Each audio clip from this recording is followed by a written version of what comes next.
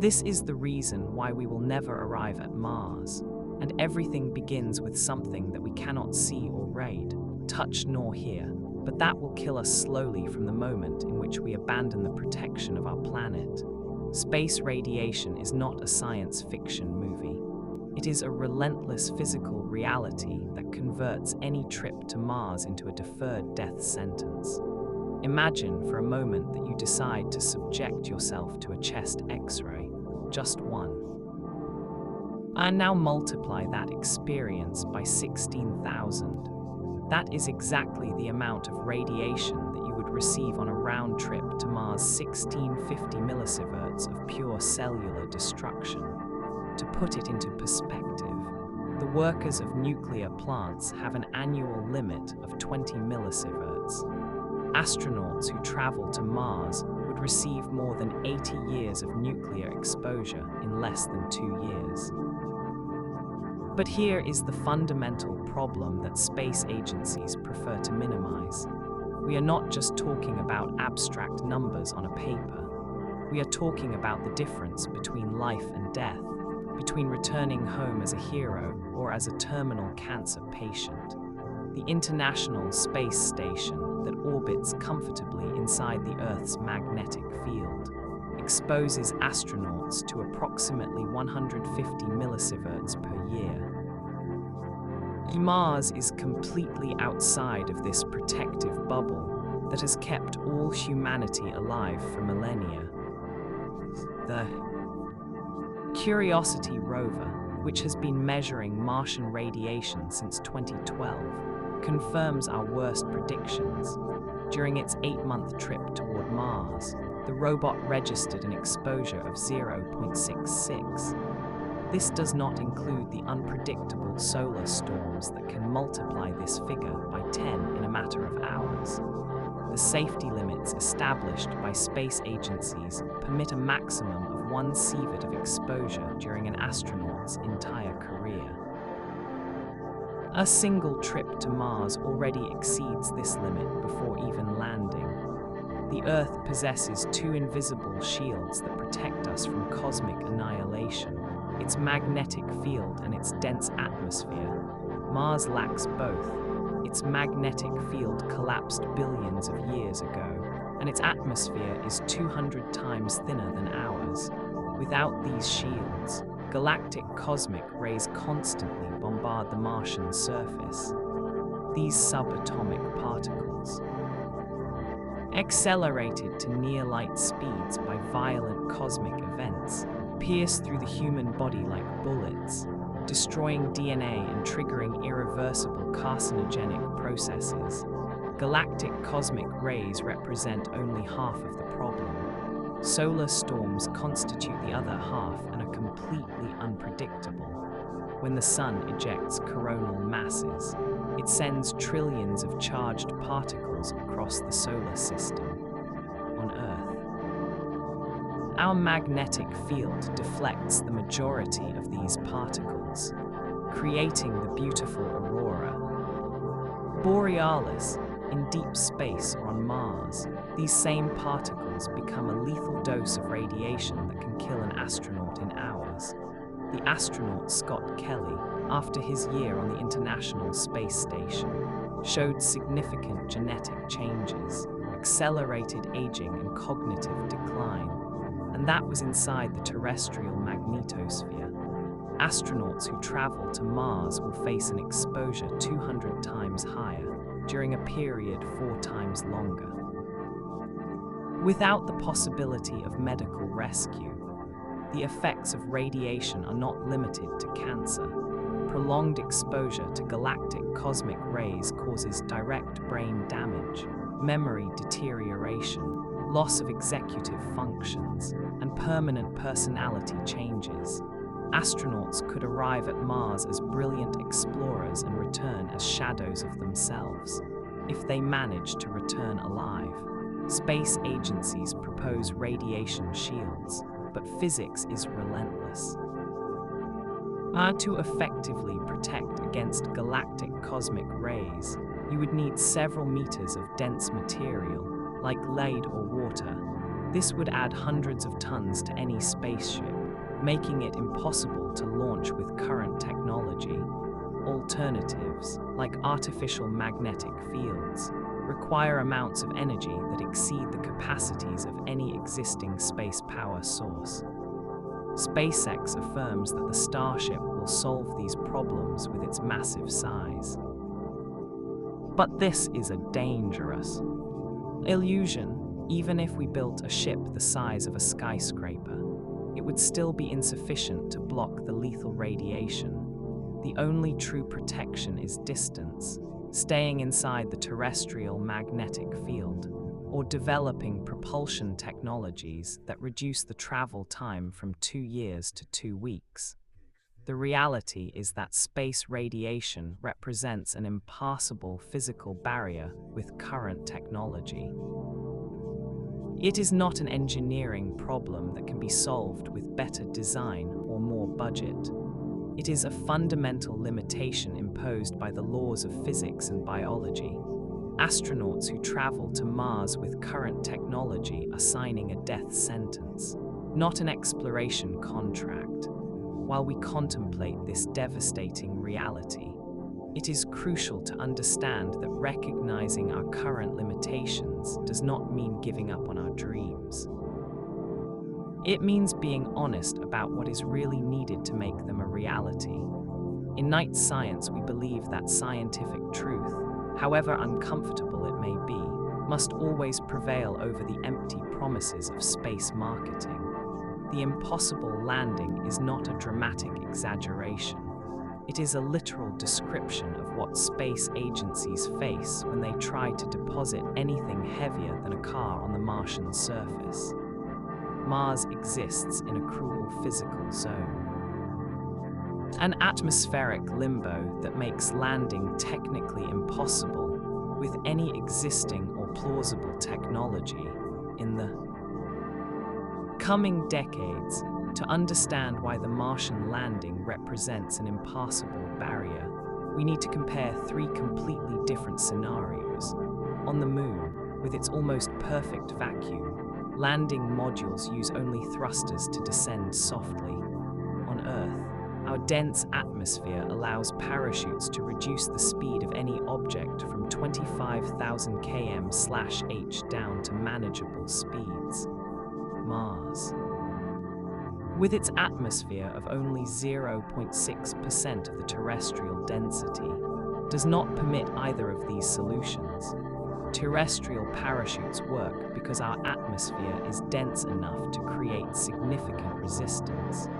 A parachute of 100 square meters can slow down a 1,000 kg capsule down to safe landing speeds. On Mars, that same parachute would be as effective as a paper tissue. The Martian atmosphere is so thin that to create the same resistance, you would need a parachute the size of several football stadiums, physically impossible to manufacture, transport, or deploy. Lunar thrusters also do not work on Mars because the atmosphere, although thin, is still dense enough to create fatal turbulence. When the exhaust gases of the thrusters interact with the Martian atmosphere at high speeds, they create unpredictable vortices that can flip or destroy any landing vehicle. It is like trying to land a helicopter during a hurricane, but with the added complexity of controlling multiple thrusters simultaneously while your fuel runs out rapidly. NASA calls it the 7 minutes of terror for a very specific reason. From the moment a spaceship enters the Martian atmosphere until it touches the surface, approximately 7 minutes elapse. During these 7 minutes, the ship must slow down from 21,000 km/h to 0. On Earth, radio signals take barely milliseconds to arrive. On Mars, signals take between 4 and 24 minutes to travel to Earth. This means that the entire landing sequence must be executed automatically, without possible human intervention. The Perseverance rover, which weighs barely 1,000 kg, required the most complex landing sequence ever designed. First, a heat shield protected the ship during atmospheric entry. Second, a supersonic parachute deployed to provide initial braking. Third, the heat shield was discarded to allow the sensors to function. Fourth, 8 thrusters ignited for descent control. Fifth, a sky crane lowered the 900 rover with cables while the thrusters maintained position. This sequence worked by luck as much as by design, and that was for an object of barely 1,000 kg. A manned mission requires landing between 20 and 100 tons of equipment, fuel, habitats, and supplies. This is not 20 times harder than landing the Perseverance. It is exponentially more complex. Physics does not scale linearly. An object 20 times heavier does not simply require parachutes 20 times larger or thrusters 20 times more powerful. It requires completely new solutions that currently do not exist nor are in serious development. SpaceX's Starship attempts to solve this problem by landing vertically using only thrusters, as if Mars were a giant moon with an atmosphere. This completely ignores the physical reality of the Martian atmosphere. The Raptor engines of the Starship are designed to function in the vacuum of space or in dense atmospheres like Earth's. In the thin Martian atmosphere, they will experience completely unpredictable flow effects. The atmospheric turbulence interacting with the exhaust gases can create lateral forces that overwhelm any propulsion system. Furthermore, the Starship needs to land with enough fuel to return to Martian orbit. This means that it must transport approximately 1,000 tons of propellant from Earth or produce it on Mars. Landing 1,000 tons of anything on Mars is beyond any current or plausible technological capability. It is like trying to softly land a 10-story building using only firework rockets. Engineers propose increasingly elaborate solutions: multiple cargo landings, atmospheric aero capture, nuclear propulsion, orbital remanufacturing.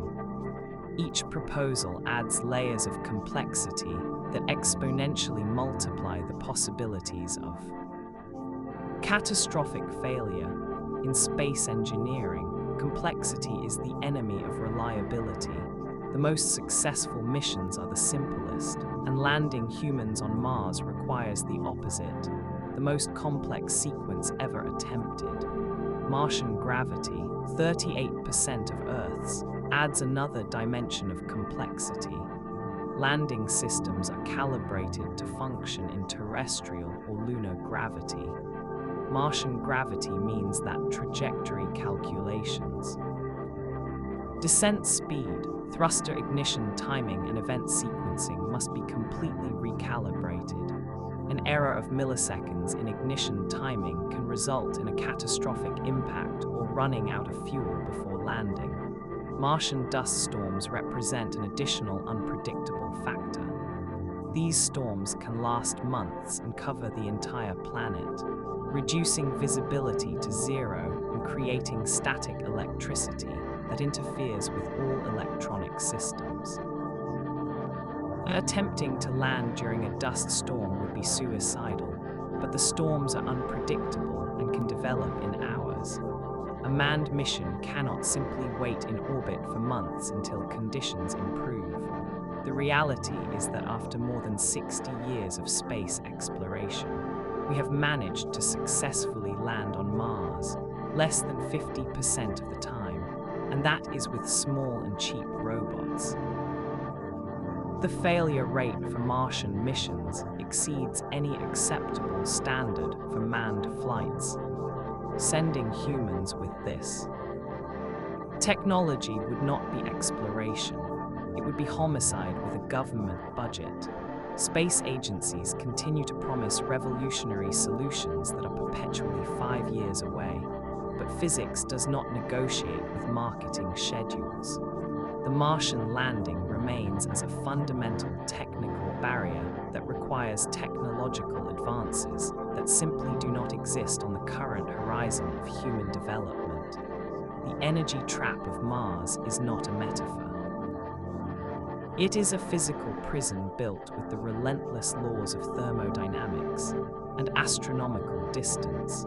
Imagine waking up every morning knowing that every kilowatt of energy you need to survive must be torn from a hostile planet that seems designed specifically to frustrate any human attempt to generate power. This is the reality that the first Martian colonists would face, and it is exactly why they will never arrive alive. To understand the magnitude of this trap, let's begin with a number that should terrify any engineer. To produce enough fuel for a return trip from Mars, you would need a solar plant the size of 20 American football fields, functioning perfectly for more than one full Martian year, and that is only for the fuel. It does not include the energy necessary to keep the astronauts alive, produce oxygen, purify water, heat habitats, run communication systems, or power any scientific equipment. Mars receives approximately 43% of the sunlight that reaches Earth. This might seem manageable until you consider that the efficiency of solar panels degrades dramatically in Martian conditions. The average temperature of -80 OC reduces the efficiency of photovoltaic cells by more than 30% compared to their terrestrial performance. Martian dust, fine as talcum powder and electrostatically charged, adheres to the solar panels like invisible cement, reducing their efficiency by another 20 to 40% additionally. But here is the true mortal blow. The global Martian dust storms. These are not rare or predictable events like terrestrial hurricanes. They are planetary phenomena that can arise without prior warning and last entire months, completely blocking sunlight. During the dust storm of 2018, the Opportunity rover, which had functioned for 15 years, ran out of energy and died. A human colony on Mars would face the same destiny, but without the option of simply turning off until conditions improve. The production of methane and oxygen on Mars, necessary for rocket fuel, requires the Sabatier process, combining carbon dioxide from the Martian atmosphere with hydrogen imported from Earth to create methane and water. This process consumes enormous amounts of energy. To produce the 300 tons of fuel necessary for a Starship to return to Earth, you would need to generate approximately 2,000 MWh of energy. To put it into perspective, that is enough electricity to power 200,001 American homes for a full month. SpaceX affirms that its ISRU system, in situ resource utilization, will solve these problems, but their calculations completely ignore operational reality. The ISRU system proposed by SpaceX requires that it function perfectly for 600 consecutive Martian days, without failures, without major maintenance, and without interruptions by dust storms. The probability that any complex mechanical system functions perfectly for almost 2 years in extreme Martian conditions is essentially zero. Furthermore, the hydrogen necessary for the Sabatier process must be extracted from Martian ice or imported from Earth. Extracting hydrogen from Martian ice requires excavation, heating, electrolysis, and purification, each step consuming enormous amounts of additional energy. It is a vicious circle. You need energy to obtain the materials that will allow you to generate more energy, but you do not have enough initial energy to start the process at the necessary scale. Nuclear reactors seem like an obvious solution until you consider the reality of transporting, installing, and maintaining nuclear technology on Mars. A reactor powerful enough to power Martian operations would weigh hundreds of tons and require massive cooling systems. The water necessary for cooling must be extracted from Martian ice, creating another circulating energy demand. The radioactive waste generated during years of operation cannot simply be stored near human habitats, requiring additional processing facilities that consume more energy. Martian mining, promoted as the long-term solution, completely ignores energy realities. Extracting and processing materials on Mars requires the same energy as on Earth, but with less efficient equipment. Operating in extreme conditions, the furnaces necessary to process Martian minerals will have to operate at temperatures of more than 1,000 degrees Celsius in an environment where the average exterior temperature is -80. The necessary thermal insulation and the energy to maintain these temperatures exceed the capabilities of any plausible power generation system on Mars. Batteries to store energy during Martian nights, which last approximately 12 terrestrial hours, add another impossible dimension to the problem. Lithium-ion batteries degrade rapidly in extremely cold temperatures, losing up to 80% of their capacity when temperatures fall below -40 Celsius. Martian nocturnal temperatures regularly drop below -1 degree, making the majority of battery technologies useless without heating systems that constantly consume energy. Solar panels on Mars must also be motorized to track the sun to maximize solar exposure, since the available sunlight is extremely limited. These tracking systems require constant maintenance in an environment where abrasive dust wears down any moving mechanism in a matter of months. Replacing or repairing these systems requires constant extravehicular activity, exposing astronauts to lethal radiation repeatedly. The transmission of energy between different Martian facilities presents additional challenges. Electrical cables exposed to the Martian surface face temperature differences of more than 100 degrees Celsius between day and night. This constant thermal expansion and contraction causes insulation failures and power outages. Buried cables must be excavated through Martian permafrost, requiring heavy construction equipment that consumes enormous amounts of energy to function. Fuel cells, proposed as energy backup, require pure hydrogen that must be produced through water electrolysis. This process is notoriously inefficient, losing approximately 30% of the energy used in the conversion. In a planet where every kilowatt is precious, these efficiency losses become fatal for long-term survival. The energy reality of Mars is that every proposed solution creates more problems than it solves. Every power generation system requires maintenance, repairs, and eventual replacement, all of which requires more energy, more materials, and more human risk. It is a downward spiral of energy dependence that would eventually consume all available resources without generating enough net energy to sustain human life. Space agencies present colorful graphics showing shining solar panels and compact nuclear reactors. But these are marketing dreams, not engineering realities. The physics of power generation on Mars creates a fundamental trap. You need enormous amounts of energy to establish the necessary infrastructure to generate energy, but you cannot generate that initial energy without the infrastructure that does not yet exist. This energy trap is not an obstacle that can be overcome with better technology or more budget. It is a fundamental limitation imposed by the distance of Mars to the Sun, its thin atmosphere, its extreme temperatures, and its lack of pre-existing energy infrastructure.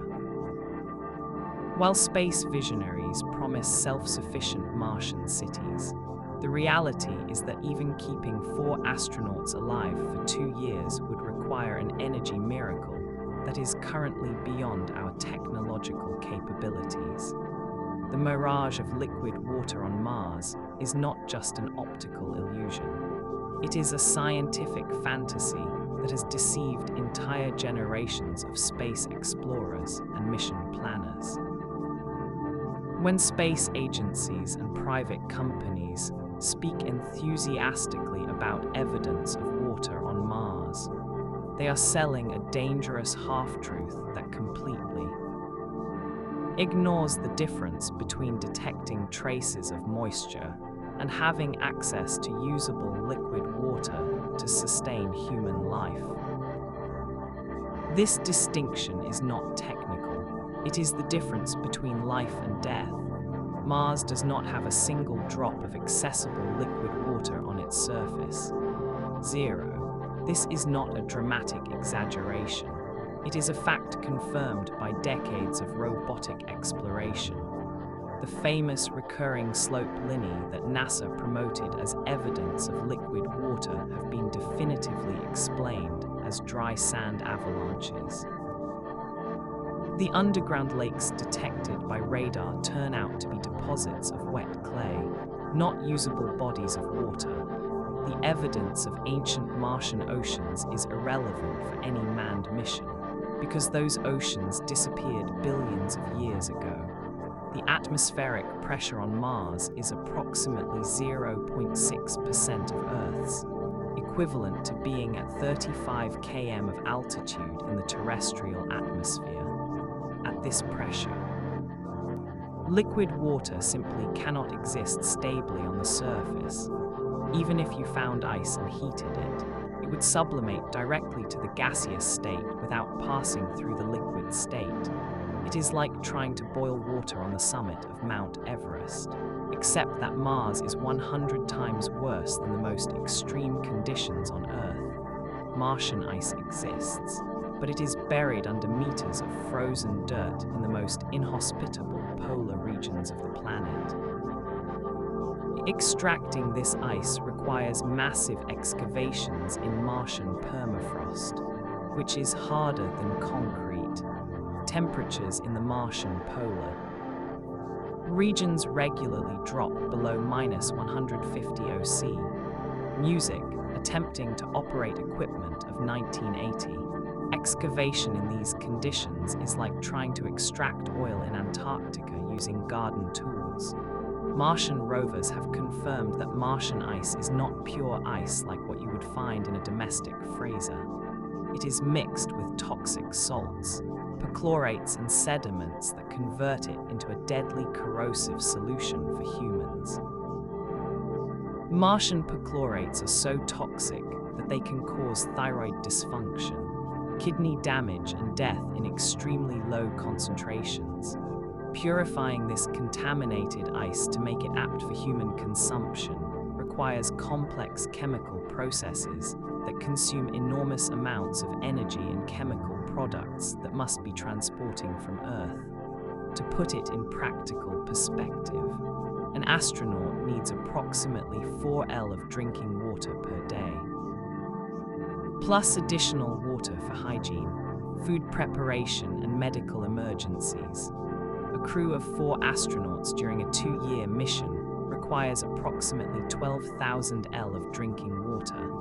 This does not include the water necessary to produce oxygen through electrolysis or the water necessary for hydroponic agriculture if they plan to grow food. The production of oxygen from water requires electrolysis, a process that consumes approximately 4 kWh of electricity per kilogram of oxygen produced. Humans consume approximately 800 g of oxygen per day, which means that producing oxygen for 4 astronauts requires almost 13 kWh of electricity daily. On a planet where energy is the most scarce resource, dedicating this amount of electricity solely to oxygen production is practically suicidal. Water tanks also present massive challenges on Mars. Water expands approximately 9% when it freezes, and Martian temperatures guarantee that any stored water will freeze solid during Martian nights. Tanks must be continuously heated to maintain the water in a liquid state, requiring heating systems that run 24 hours a day. A failure in these heating systems during a Martian night would result in broken water tanks and permanently lost water supply. Water recycling systems, like those used on the International Space Station, are engineering marvels that require constant maintenance and regular replacement of filters and components. On the International Space Station, astronauts dedicate approximately 2 hours per week to the maintenance of water systems, and that is with the capacity to receive spare parts from Earth in a matter of months. On Mars, a failure in the water recycling system would be a deferred death sentence. Martian agriculture, promoted in movies like The Martian, requires enormous amounts of water for irrigation. Growing enough food to sustain 4 astronauts would require approximately 2,000 l/day for hydroponic irrigation. This is additionally to the drinking water, water for hygiene and water for oxygen production. We are talking about approximately 3,000 L of usable water per day for a crew of 4 people. Martian greenhouses must be pressurized and heated, creating environments where water can exist in a liquid state. But maintaining these conditions requires life support systems that constantly consume energy. Leaks in pressurized greenhouses are inevitable, and every leak represents loss of precious water that cannot be replaced. It is like trying to keep a pool full while someone constantly pokes holes in the bottom. Atmospheric moisture extraction systems, proposed as an alternative solution, face the fact that the Martian atmosphere contains approximately 0.3% moisture. Extracting significant amounts of water from the Martian atmosphere would be like trying to fill a pool by collecting dew with a small sponge. Atmospheric moisture extraction devices require enormous amounts of energy to process massive volumes of Martian air and obtain microscopic amounts of water.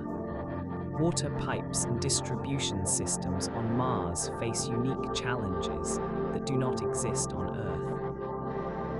Extreme temperatures cause constant expansion and contraction that breaks pipe connections. Martian perchlorates corrode the metals used in terrestrial pipe systems. Pipe systems must be buried below the Martian freeze line or constantly heated, both options requiring massive excavations or continuous energy consumption. Martian spacesuits require internal hydration systems that allow astronauts to drink during extravehicular activities that can last 8 hours or more. These systems are notoriously prone to failure and contamination. On Earth, a failure in the hydration system of a spacesuit is inconvenient. On Mars, where extravehicular activities are necessary daily for basic maintenance, it would be potentially fatal. Space toilets on Mars present another water-related challenge that is rarely discussed publicly. Urine recycling systems require significant energy and constant maintenance. Solid waste must be processed in a way that recovers any moisture, because every drop of water lost reduces survival chances. It is a gross reality, but critical that space agencies prefer not to mention in their public presentations. The transport of water from Earth is economically impossible for any long-term mission. Water weighs 1 kg per liter, and transporting the 12,000 L necessary for a 2-year mission would cost approximately $240 million using the most optimistic launch rates of SpaceX. This is only for drinking water, not including water for irrigation. Oxygen production or emergencies. The reality of water on Mars is that it is simultaneously essential for human survival and impossible to obtain in sufficient quantities with current technology. Every drop must be extracted through processes that consume more energy than is available, purified using chemical products that must be transporting from Earth, stored in systems that require constant heating, and distributed through infrastructure that regularly fails in extreme Martian conditions. Space companies continue to promise revolutionary solutions for the extraction of Martian water. But these promises ignore the fundamental physics of atmospheric pressure, thermodynamics, and the chemistry of perchlorates. Liquid water on Mars is not a resource that can be exploited. It is a mirage that disappears when you get close enough to see it clearly. And without accessible liquid water, any manned mission to Mars is doomed before beginning. Irreversible physiological effects are not a remote possibility or a calculated risk that astronauts can voluntarily accept. They are a guaranteed biological death sentence that is executed slowly, cell by cell, during the 2.5 years that a round-trip mission to Mars would take. When we talk about Martian pioneers, we are not talking about brave explorers who return as heroes. We are talking about individuals who will be physically and neurologically incapable of surviving upon their return to terrestrial gravity. The human body evolved for millions of years under the constant influence of terrestrial gravity of 9.8 m per second squared. Every cell, every bone, every muscle, every cardiovascular system is precisely calibrated to function under this specific gravitational force. Mars, with its gravity of only 0.38 times Earth's, represents an environment as alien to human physiology as the bottom of the ocean or the stratosphere. Astronauts on the International Space Station. After 6-month missions in microgravity, require months of intense physical rehabilitation to be able to walk normally again. Their bones lose approximately 1 to 2% of their mass per month. Their muscles atrophy by up to 20%, and their cardiovascular systems deteriorate in ways that we are barely beginning to understand. And that is after 6 months. A mission to Mars requires approximately 9 months of travel in microgravity, followed by 18 months in reduced Martian gravity, followed by another 9 months of return in microgravity. Scott Kelly, after his year on the International Space Station, experienced genetic changes that persisted months after his return. His telomeres lengthened abnormally during the flight and then rapidly shortened upon returning, indicating accelerated aging and cellular deterioration. His immune system weakened significantly. His vision deteriorated permanently, and he developed balance problems that required extensive physical therapy. His inflammation levels rose dangerously, and his cognitive functions showed measurable deterioration. Human bones in microgravity lose calcium at an alarming rate. Astronauts can lose up to 22% of their bone mass during long-duration missions. This loss is not distributed evenly. It is concentrated in critical bones like the lumbar vertebrae, the femoral neck, and the pelvis, for a 2.5-year Martian mission. We are talking about astronauts who could lose up to 40% of their bone mass, essentially converting them into patients with severe osteoporosis before turning 40 years old. Muscle loss in microgravity is equally devastating. Anti-gravity muscles, especially those of the legs and lower back, atrophy rapidly without the constant resistance of gravity. Astronauts can lose up to 25% of their muscle mass in 6 months. For a Martian mission, this muscle loss would be so severe that astronauts would literally be incapable of supporting their own body weight upon returning to Earth. Walking would be impossible, and basic activities like sitting or standing up would require mechanical assistance. The human cardiovascular system suffers fundamental transformations in microgravity.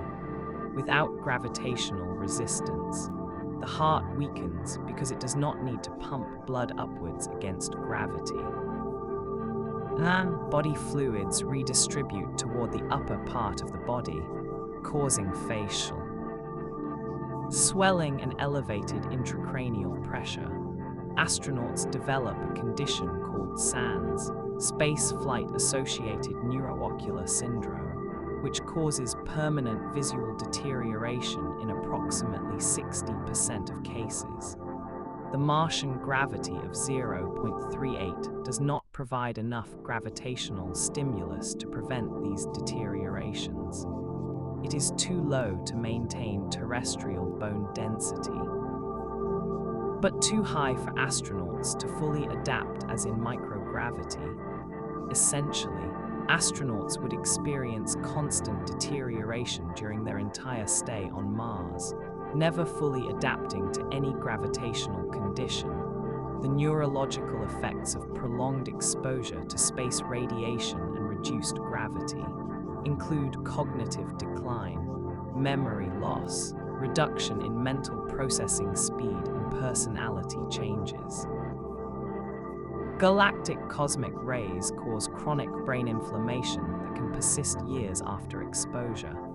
Martian astronauts could return with significantly reduced intellectual capacities, unable to function professionally or personally at the level they had before the mission. The human reproductive system is particularly vulnerable to space radiation and reduced gravity. Exposure to radiation causes genetic mutations that can be transmitted to future generations. Male astronauts experience reduction in sperm production and an increase in genetic abnormalities. Female astronauts face elevated risks of ovarian cancer. Severe menstrual irregularities and reproductive complications that can be permanent. Martian astronauts would also face unique psychological problems derived from extreme isolation, prolonged confinement, and the impossibility of rescue. Studies of terrestrial isolation show that the majority of individuals develop symptoms of depression, anxiety, and paranoia after several months of confinement on Mars. These effects would be intensified by the constant realization that they are literally on a different planet, millions of kilometers away from any possibility of help. The return to terrestrial gravity after 2.5 years of a Martian mission would be physically impossible for the majority of astronauts. Their cardiovascular systems, weakened by years of reduced gravity, would be incapable of pumping blood effectively against the full gravity of the Earth.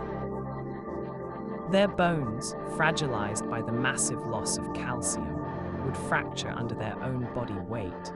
Their atrophied muscles would be incapable of supporting their weakened skeletons. Martian life support systems cannot compensate for these physiological deteriorations. Treadmills and exercise equipment used on the International Space Station reduce, but do not eliminate bone and muscle loss in microgravity. On Mars, where energy is extremely limited, operating exercise equipment for the 4 to 6 hours daily necessary to partially mitigate these effects would be an impossible energetic luxury to afford. Medications developed to treat bone loss, like bisphosphonates, have severe side effects that include osteonecrosis of the jaw and atypical femoral fractures. Administering these medications for years to young and healthy astronauts could create additional health problems that aggravate their already compromised physiological situation. The physical rehabilitation required after a Martian mission would be so extensive that it could take years. If it is even possible, astronauts would need intensive medical care immediately upon returning to Earth, possibly including surgeries to repair fractured bones, aggressive physical therapy to rebuild muscle mass, and medical treatment for cardiovascular and neurological complications. Long-term implications include greater risk of osteoporosis, premature arthritis, chronic cardiovascular problems, persistent cognitive decline, and greater susceptibility to diseases due to compromised immune systems. Martian astronauts would essentially sacrifice decades of healthy life for a 2.5-year mission.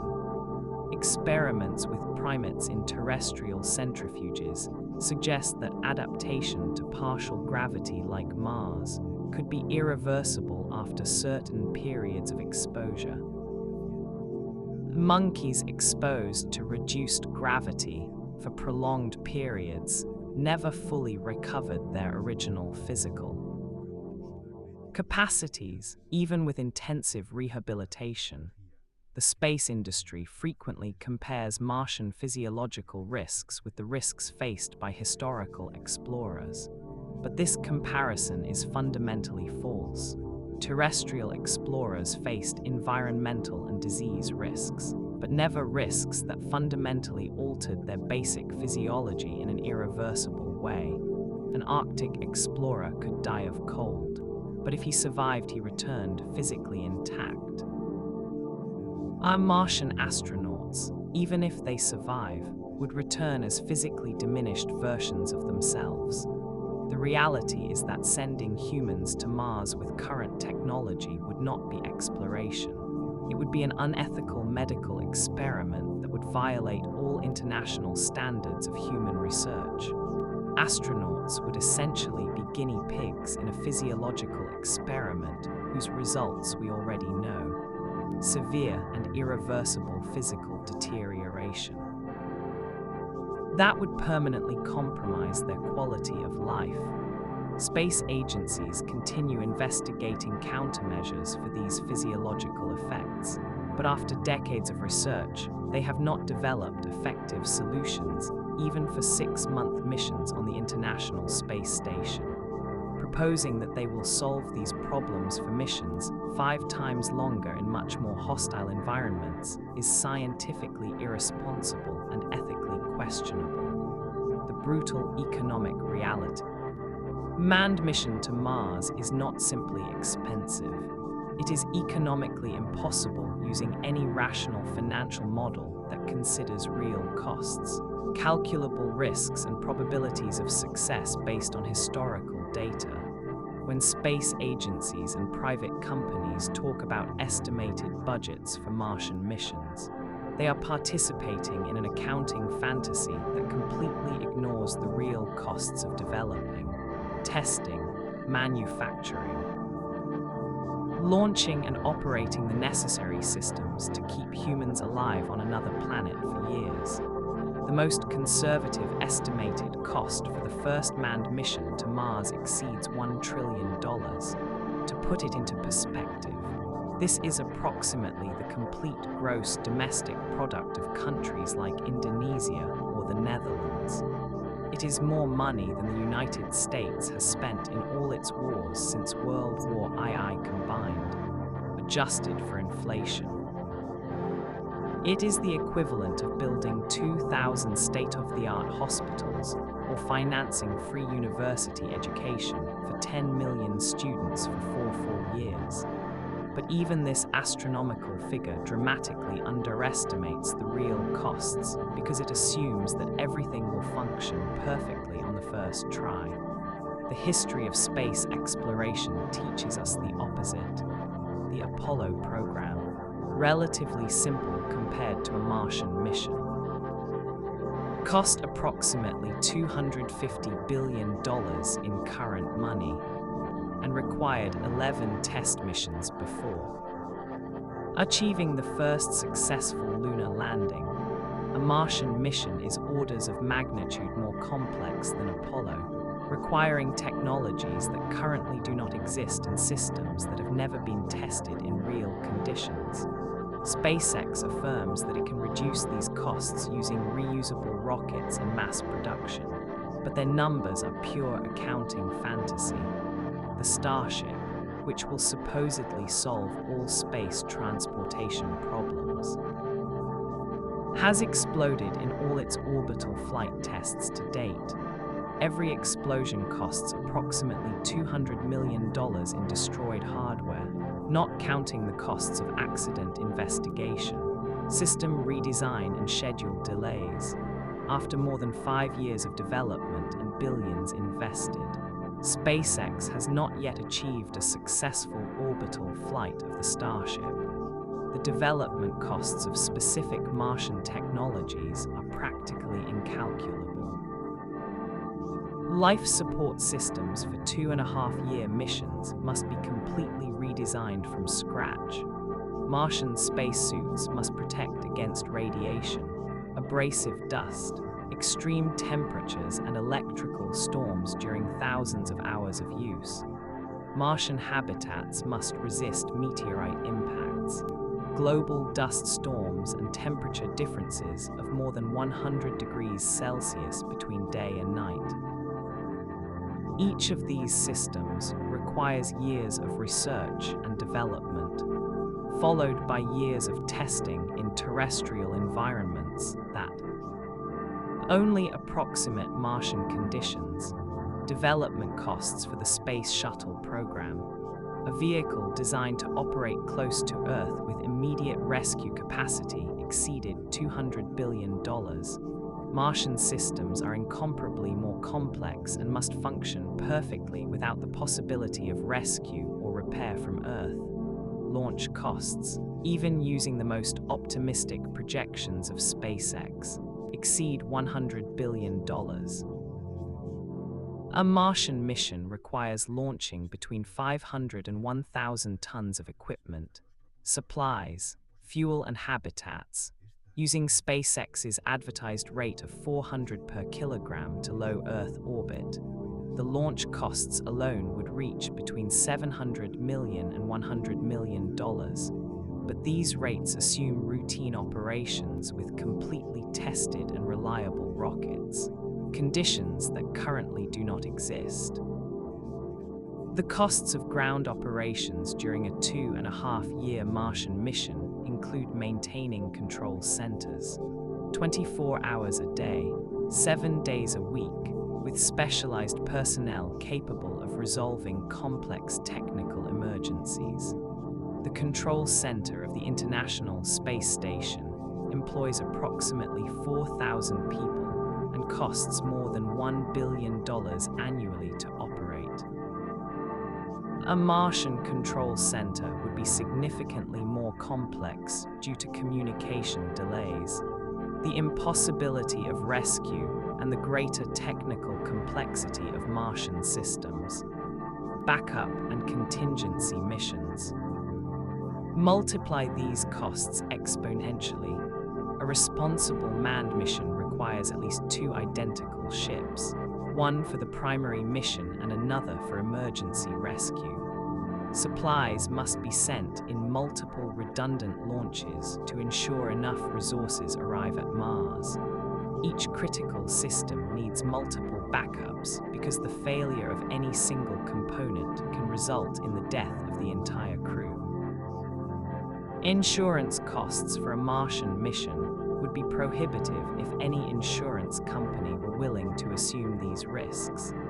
Space insurance policies typically cost between 10 and 20% of the total mission value for relatively simple robotic missions.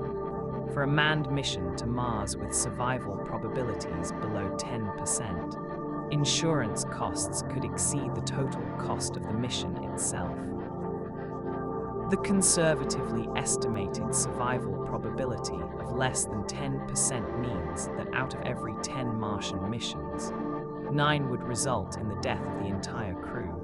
From an economic perspective, this means that the real cost per successful mission would be 10 times the nominal cost, $10 trillion. No national economy or combination of national economies can sustain this level of expenditure for a purely scientific goal. The opportunity costs of a Martian mission are equally devastating. The $1 trillion invested in Mars could solve terrestrial problems with guaranteed and immediate benefits.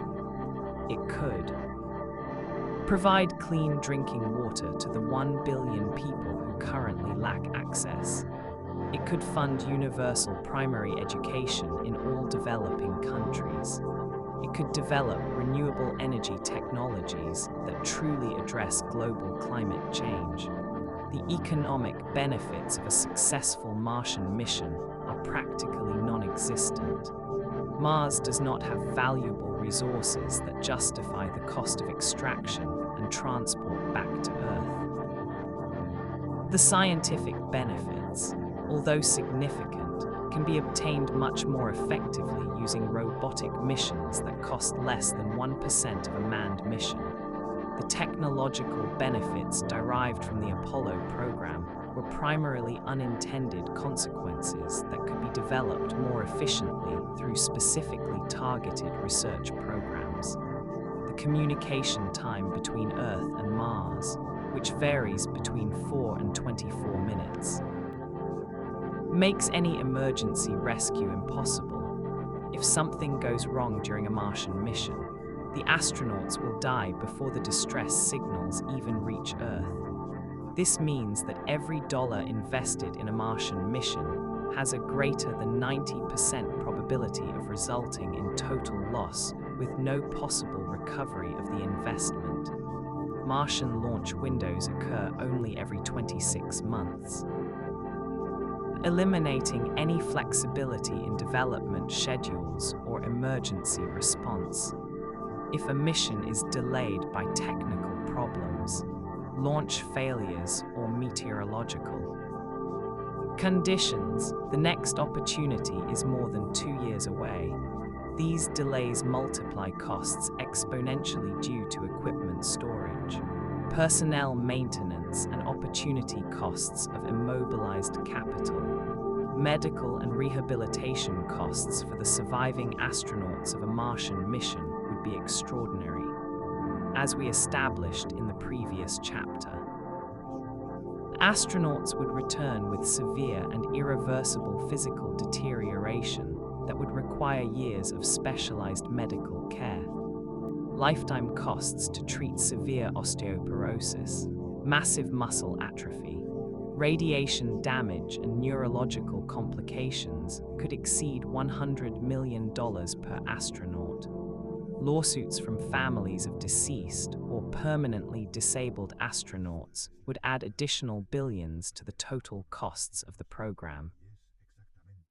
Legal precedents from space shuttle accidents suggest that these lawsuits could exceed $10 billion per failed mission.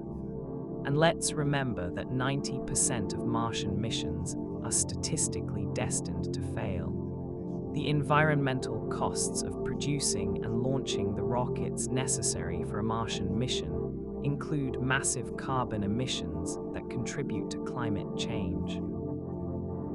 Each launch of a MAM Falcon Heavy produces approximately 400 tons of carbon dioxide emissions. A Martian mission would require between 20 and 50 similar launches, creating between 8,000 and 20,000 tons of additional emissions at a time when reducing emissions is critical for planetary survival. Political costs include the loss of public trust in space programs after the inevitable failure of the first Martian missions. The Challenger disaster reduced public support for space programs for decades. A series of astronaut deaths in failed Martian missions could permanently end public support for manned space exploration. The economic reality is that a manned mission to Mars represents the worst possible investment in the history of humanity. Astronomical costs, microscopic probabilities of success, practically non-existent benefits and opportunity costs that include solutions to urgent terrestrial problems.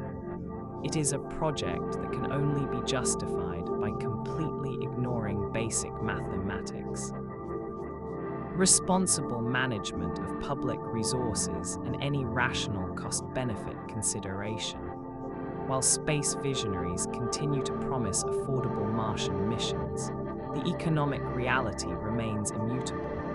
It is physically impossible to justify the expenditure of trillions of dollars on a project with a 90% probability of resulting in the death of the entire crew, without economic, scientific, or technological benefits. That cannot be obtained in much more effective and less costly ways. Why SpaceX and NASA are wrong is not a controversial opinion or an unfair critique toward respected organizations. It is an objective evaluation based on public data. Documented test results and official acknowledgements from the agencies themselves about the technical limitations they face. When institutions with decades of experience in space exploration and companies valued at hundreds of billions of dollars make public promises that fundamentally contradict the laws of physics and the available empirical evidence. We are not facing differences of technical opinion. We are facing a dangerous disconnect between aggressive marketing and scientific reality.